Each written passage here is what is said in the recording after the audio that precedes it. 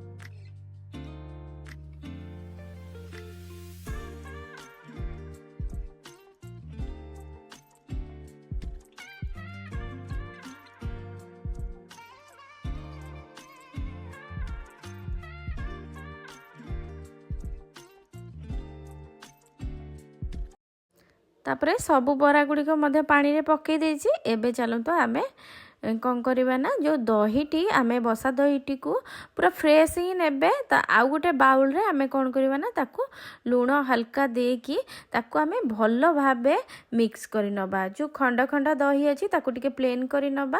तो सेति में मु आंब कसिया अदा किछि बढ़िया भाबे बास्ना आसीबा पई कि दे दोछि। आपण माने निश्चिंत देबे। आउ टिके गोटे कंचा लंका छेचार वाला ताकू दे दोछि जहा फल कि टेस्ट आम दही बरार बहुत बढ़िया आसीबो। आउ आंब कसिया अदा को बिल्कुल आपण माने स्किप करिवेनी जहा द्वारा 2 गुणा टेस्ट आसीबो दही बरार। फ्रेश जीरा लंका भाजी रखिथिबा ताकू दे देली। तापर बीट लूण किछि दे देली। आउ तापर किछि चाट मसला को मध्य दे देथिली। आउ ताकू भलो भाबे एठी मु मिक्स करि नै जाउची। मिक्स कला परे तापर आमे जेहेतु दही बराटी पानिया हेइ थाए तो मु ता ऊपर पानी को दे दोची। आ टिके पतला पतला पानी पानी हेले दही बराटी खाइबा पई बहुत ही टेस्ट लागि थाए। आ मु 4 ରୁ 5टा कप पाखापाखि पानी को देथिली।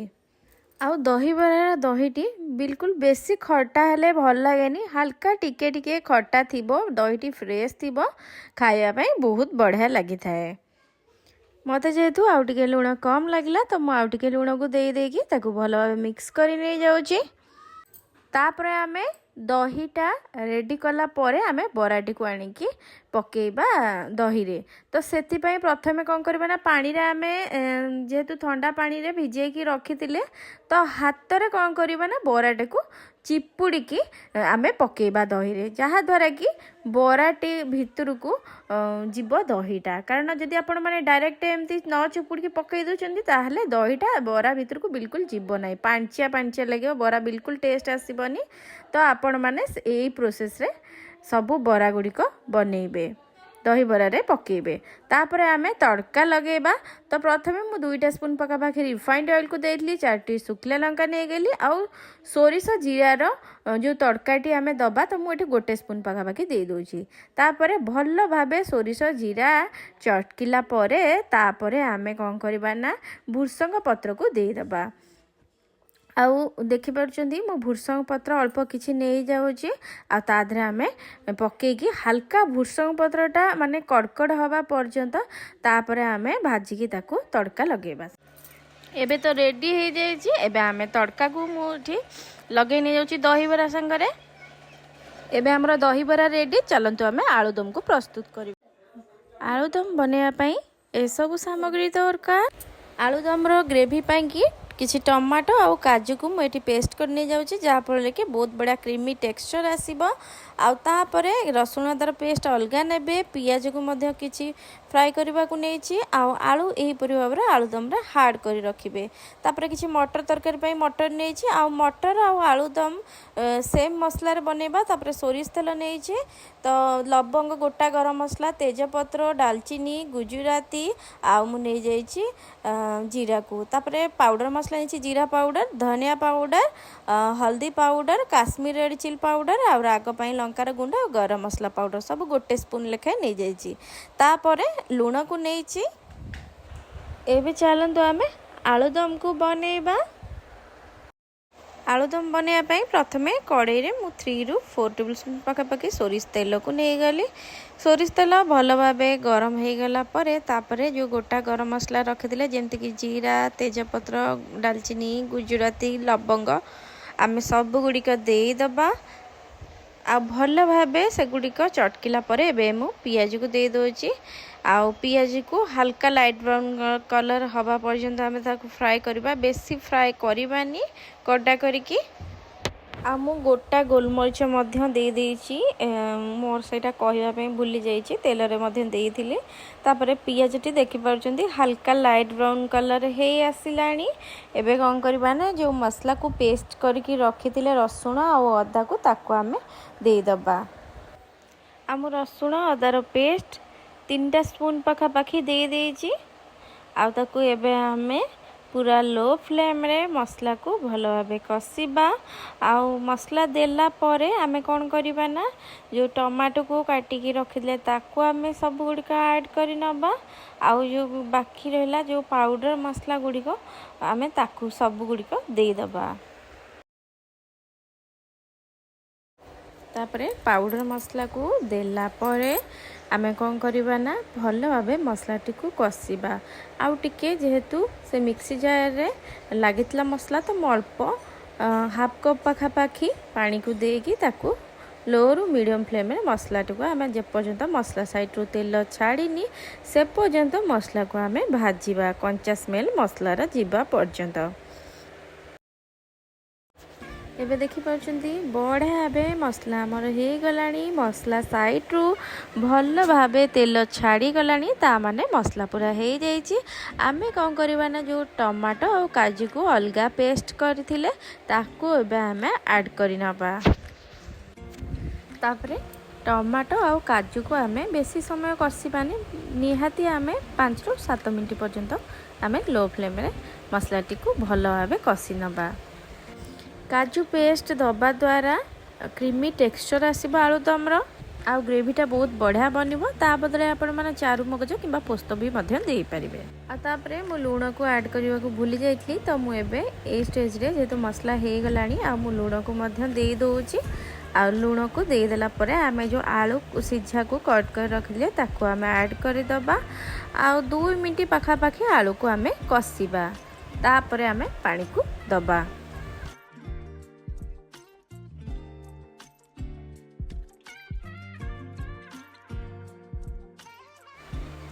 तापरे मसला जेतु हो गलानी आलू को ऐड करी नहीं जाउची आ आलूटी एबे आमे कसी नबा।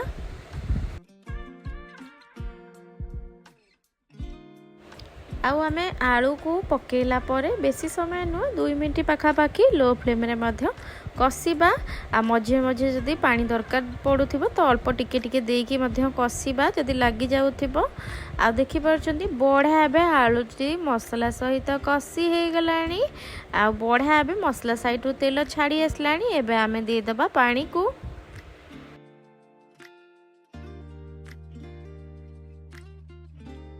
आमु बेसी पानी देनी 4 कप पाखापाखी पानी को देइछि। आलुदम बेसी पानी आमे करिबानी आलुदम पई जेतिकी ग्रेवी दरकार सेतिकी ही देइछि।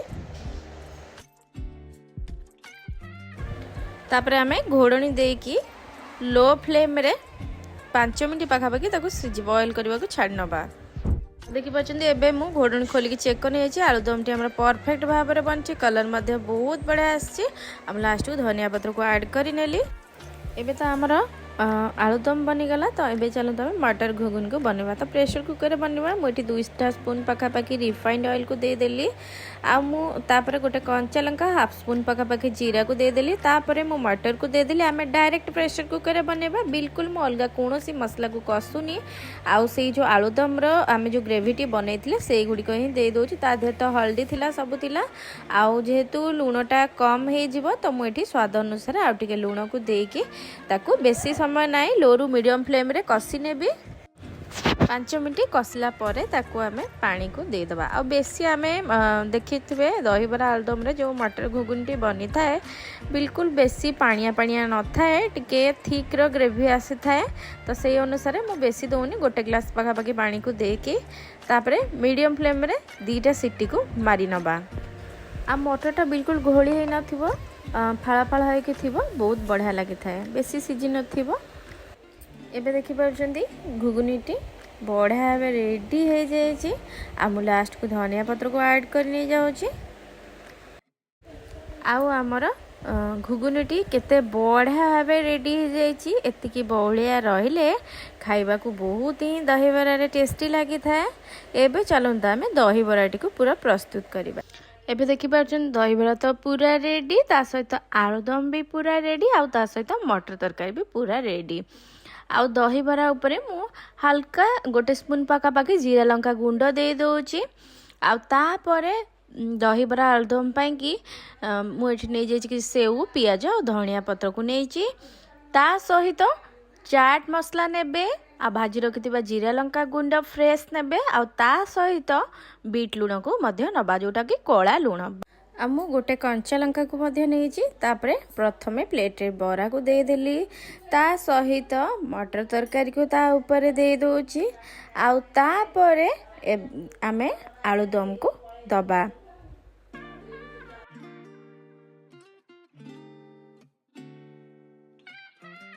तापरे अल्प किछि भाजी रखिथिबा जीरा लंका गुंड को देदेली तापरे ता उपरे अल्प किछि कला लूण को दे दोछि आउ तापरे दे दोछि किछि छोट छोट चॉप कर रखिथिबा पियाज को आउ तापरे दे दोछि छणा सेव को आ मुझे बेसन रो सेव देछि आपण माने चाहिए चाउलर सेव मध्य मार्केट मिलुछि आपण माने देई परिबे तापरे मु गोटे बाउल नै जाइछि ता सहित टिके बीट लूण आ चाट मसला सहित टिके लंका को दली नै जाउछि आ ता सहित दही पानी को दे दोछि आउ एई दही पानी बिना ना पूरा आम दहीबरा आलुदमटा पूरा फिका आपण माने निश्चिंत दही पानी को से दही बरारे ऊपर ढाली देबे जहाँफल कि खाइबा को बहुत ही टेस्टी लगे थे। आम जो मार्केट जाई थाउ तो आम दहीबरा खाइला पर आम यही दही पानी को खाया पाई कि मागी थाउ आम आउ यही दही पानी